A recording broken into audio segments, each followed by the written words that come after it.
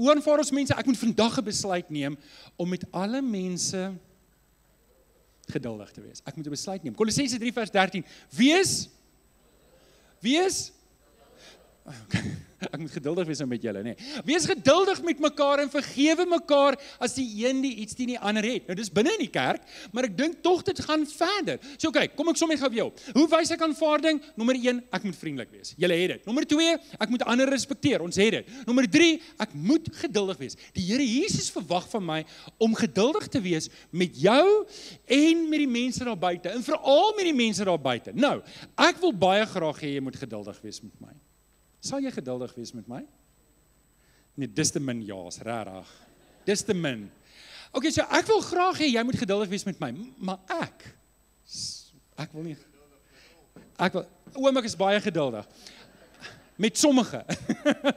Maar ek wil nie altyd so geduldig wees. Ek eien myself. Is dit nie so nie? Wie van julle is ook so? Ek wil graag hê mense moet geduldig wees, want ek is maar net 'n mens.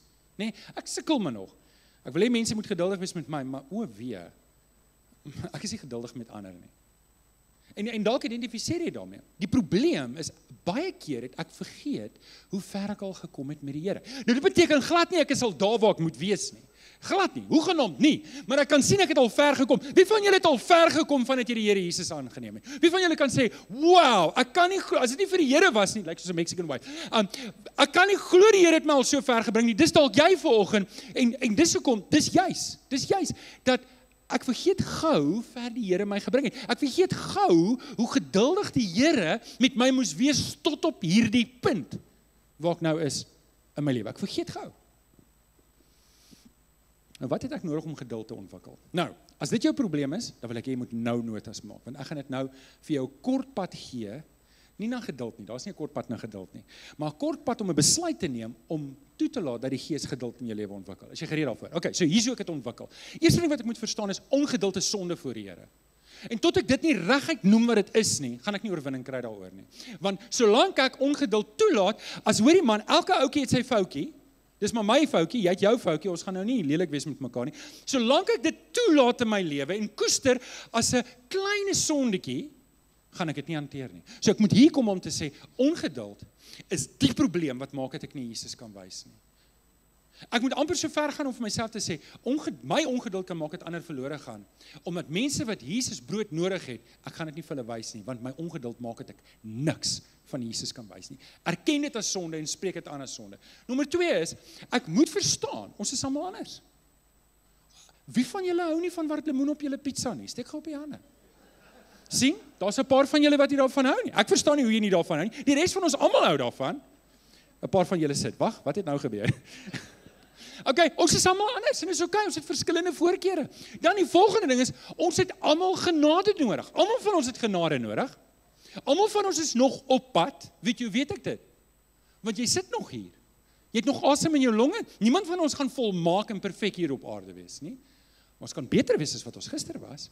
En dan moet ek myself herinner, ek was ook daar. Ek was ook daar waar die Here genade aan my moes wys. Ek was ook daar waar die Here nog in my lewe moes werk en ek is nog steeds daar. En dan die laaste een is, ek moet selfbeheersing beoefen. Ek kan nie aangaan op daai pad nie.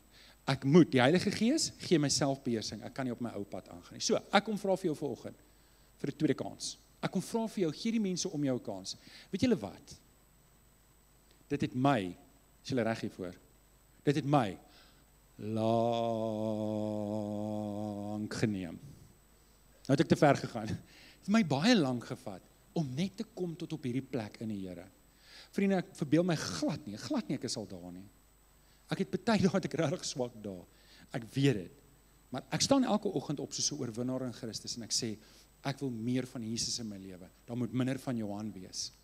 Dit het my lank gevat. Nou gaan ek, omdat dit my lank gevat het, nou het ek vergeet, en nou kom ek by jou en sê, hoorie, as jy kom net by.